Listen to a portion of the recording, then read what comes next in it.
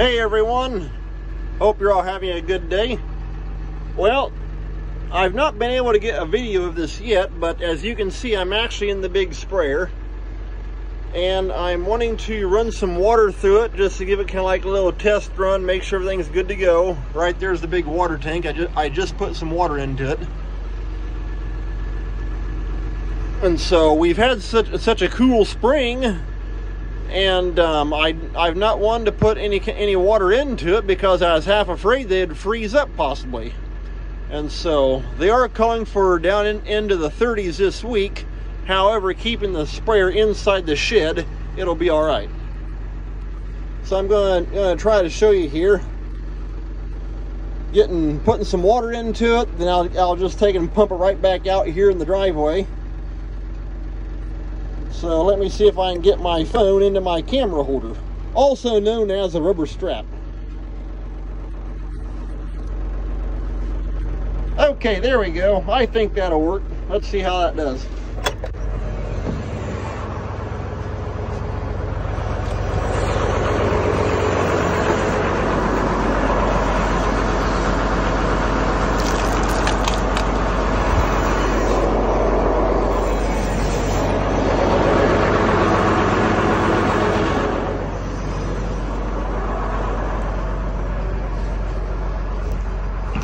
Get the hose on it.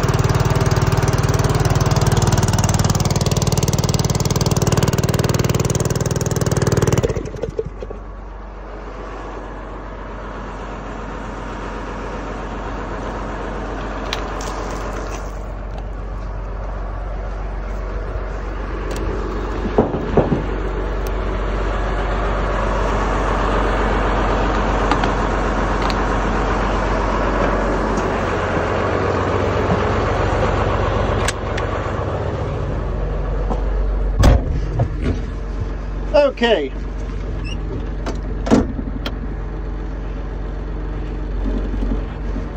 Kind of hard to talk out there when you got the motors running and that kind of stuff. But as far as actually having anything on the sprayer itself turned on, like the pump or anything, I don't have that turned on yet. I put about 100 gallon in the tank on the sprayer.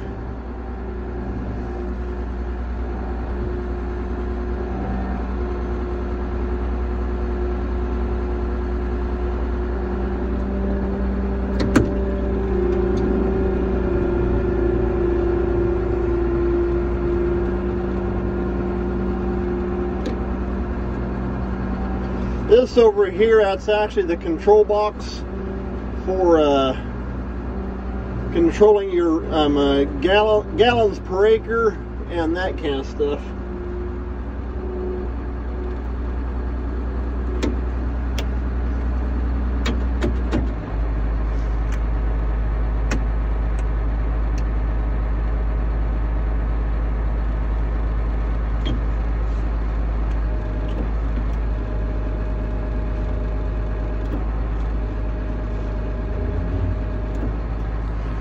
Okay.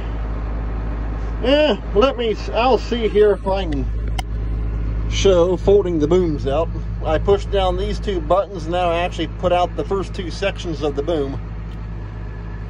There we go. There's right side, left side going out.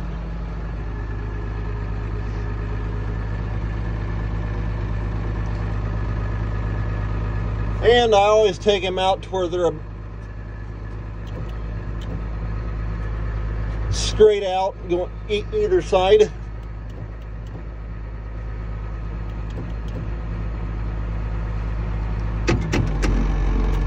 Okay, and there's the outside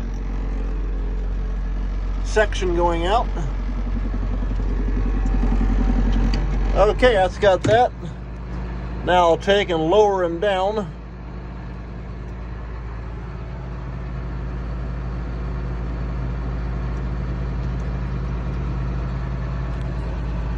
Both the left and the right, well, what you can see right there, you can see how the boom's going down. Now let me show you something different.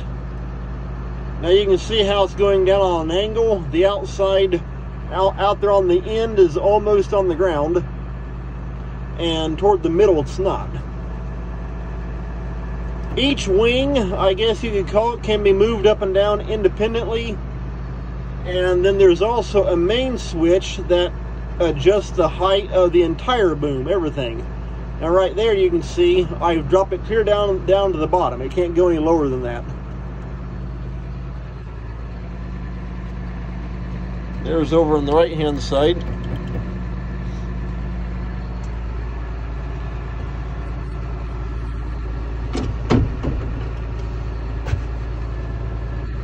Okay, I need to jump out and look up underneath it and check something right quick. So let's see here if I can do that and hold my phone.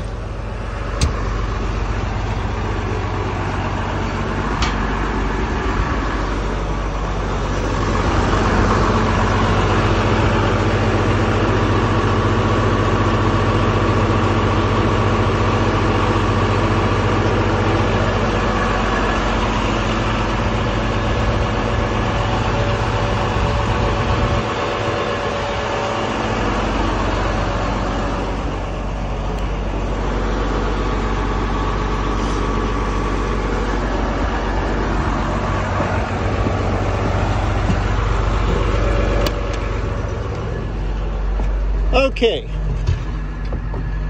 we're ready to turn the pump on right here, and that's this button right here. Okay, I heard it kick in.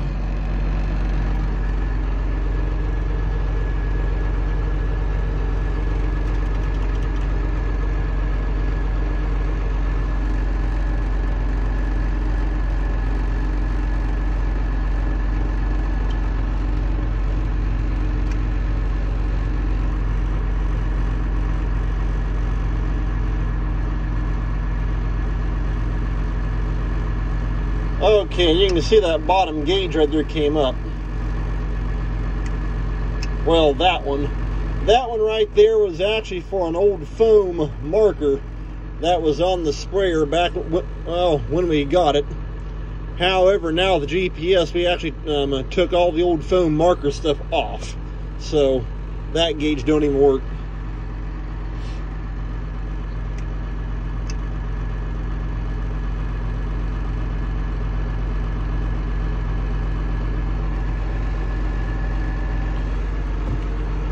Okay, let me put you back into my rubber strap because I want to jump out and check a few things. I need to use both hands.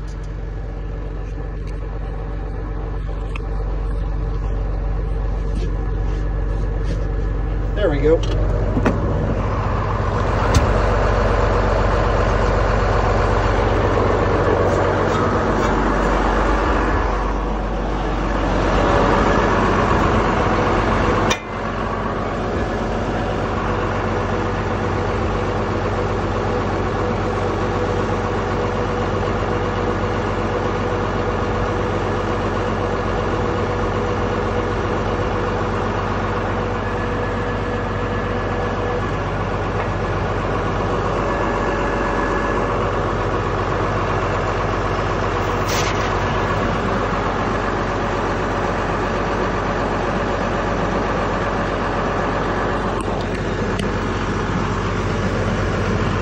thing right here is called an inductor, and you can actually put your chemical into that and it'll draw like a vacuum right up into the sprayer tank up top.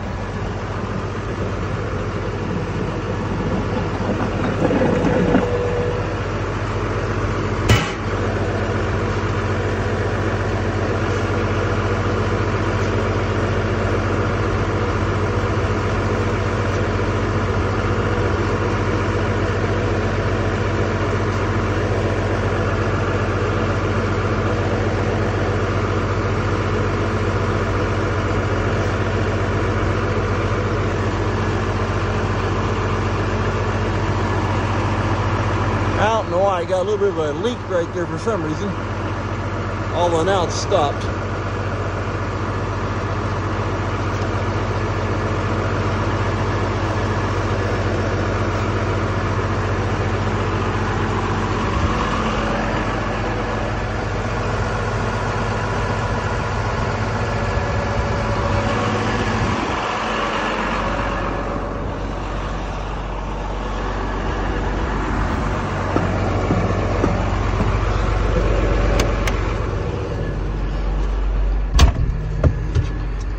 Okay, like I say, it's hard to talk when the motor's running, you got a bunch of background noise, but that silver thing you saw, that's actually a chemical inductor. And it basically uses like a vacuum type principle, and that's where you can put your chemical and that kind of stuff into it, and then it'll suck it from that up that hose and into the sprayer tank. And so it works great. Now the sprayer tank itself does have a top hatch that you can open up. I'll step back outside here and show you right quick.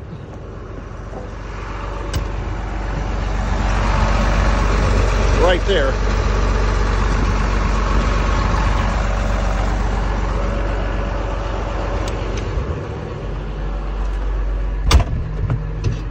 And so, but well, you saw how high it is off the ground. You don't want to be trying to jump up there all the time and be trying to put your chemical in through that top hatch. And so that's what that inductor is for. And for anybody wondering, this sprayer is actually an old commercial sprayer that a chemical company had. In fact, it's actually the place where we buy our chemicals from. It's been great. However, I will say, a sprayer coming from a chemical company has definitely been run. And so there's been his spots here and there that we've had to patch and fix and that kind of stuff, because most chemical companies literally just run the wheels off of them. This one here's got, let's see here, right there's the hour meter, 6,200 hours on it. And here several years ago, we actually had to have the engine head pulled off and worked over.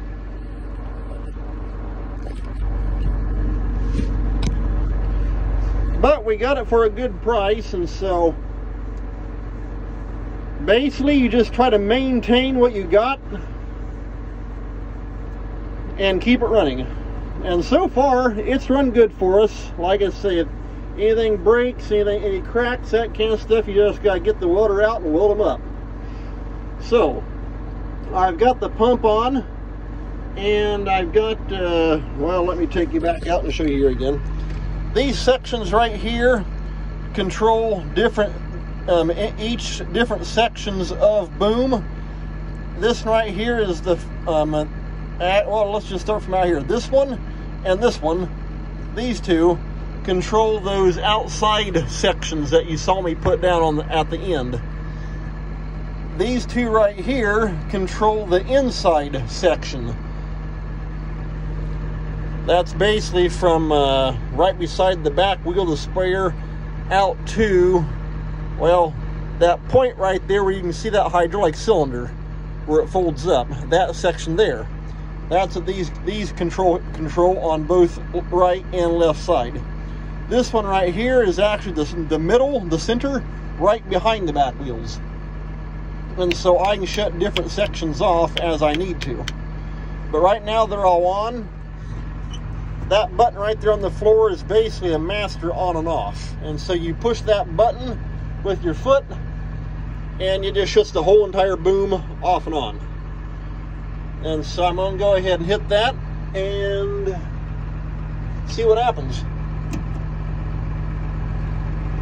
Okay, I'm starting to see a little bit of water come out. And there we go, we got water coming out. You may notice it's a little bit pinkish colored. Well, kind of hard to tell from right here, but you can see that white foam. Sitting over the winter, well, actually, take that back. When I go to winterize it at the end of each season, I'll take and I'll put about 5 gallons of the pink RV antifreeze into the tank. And what that does, it just it sits in the pump. That way none of the O-rings and that kind of stuff can dry out. And so that's what that foam stuff is on top of the water you see. That's just that pink RV antifreeze coming through. So I'll put you back in my camera holder and jump out and take a look.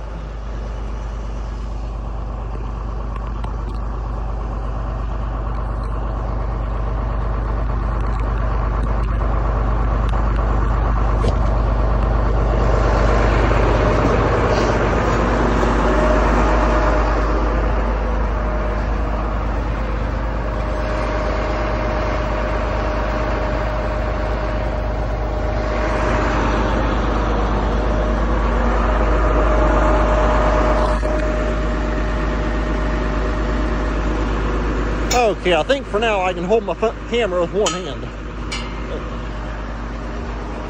There we go.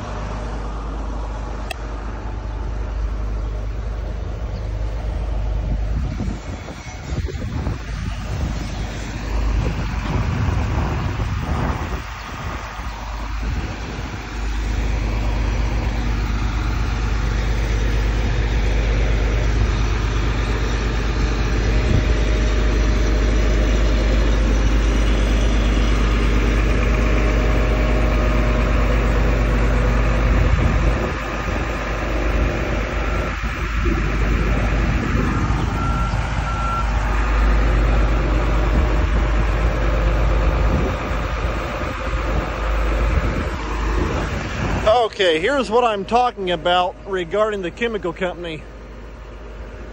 You see all those weld patches? That's all from the chemical company.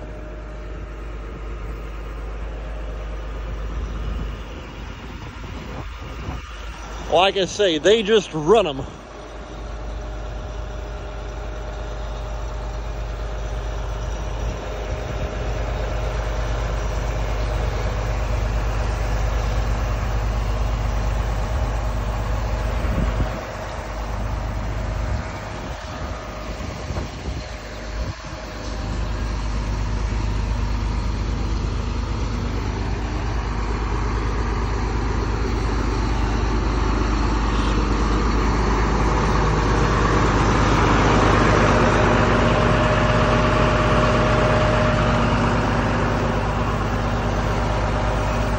In fact, right here is another good example.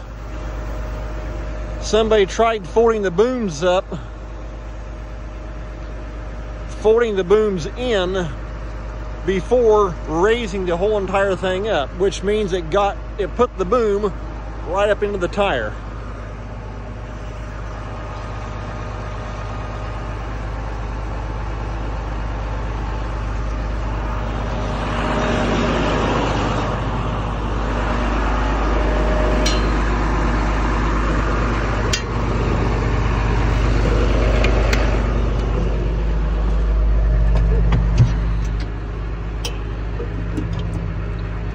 Okay, well, I think I'm going that's about wraps this video up for right now. But yeah, like I was showing you there, that's why I say with an old commercial sprayer, and this one here is actually a 2002, if I remember right. And I'm trying to think here. I think we actually got this in 2012. Which means the chemical company ran the thing for 10 years. And yeah, you can see in areas of the boom where when they backed up into the corner of a field, they possibly hit a tree or something like that, because those stainless steel pipes of the liquid pipe that runs across there where your sprayer nozzle hangs off of, some of those kind of have a little bit of a bend in them and that kind of stuff. But like I say, that's what happens when you get an old commercial sprayer. They've just been run like crazy. However, it is a cheaper way to get a big self-propelled sprayer. And this one here is actually 90 feet wide. And like I say, we've not had any kind of real major trouble with it, other than we have had to have the engine head pulled off and that kind of stuff and checked out. But basically what you got to do is just, when you get it, like I showed all those weld patches, and that wasn't all of them. There's still more that they had done. It's kind of hard to fix all that properly because they've already got it all welded and patched together. Pretty much what you got to do is just maintain it as is. And if anything goes wrong, fix it. However, if everything's still holding good, well, then you're good to go. But that's why I say, you just got to be prepared if you ever get a commercial sprayer. Just be forewarned, you may have to do some work on it. And or you just have to maintain it and keep it up. However, it's also a very affordable way to get into going from a pull type sprayer behind the tractor, for example, which is what we had before this one. We had a 45-foot wide pull type. Going with an old commercial sprayer is a very affordable way to go from a pull type to a self-propelled. And let me tell you something, there's no way that I go back from a self-propelled back to a pull type. Because going through the field spraying, I can run right around, I generally run between 10 and 12 mile an hour. And I mean, naturally that varies. You get going along the edge of a field, for example, like right down here along by the highway, or right there along that end row beside the road. Naturally, I slow down and go slower around the edges, but once I get out through the field, I run right around 12 miles per hour. And this thing actually has a 3-speed hydro transmission. Right there, you got low, medium, and high. And what I do is I run in low, and yes, I know I'm going to get the vacuum out and vacuum this thing out. You get sitting over the winter and that kind of stuff, naturally you get dirt and dust and that kind of stuff wanting to settle on everything.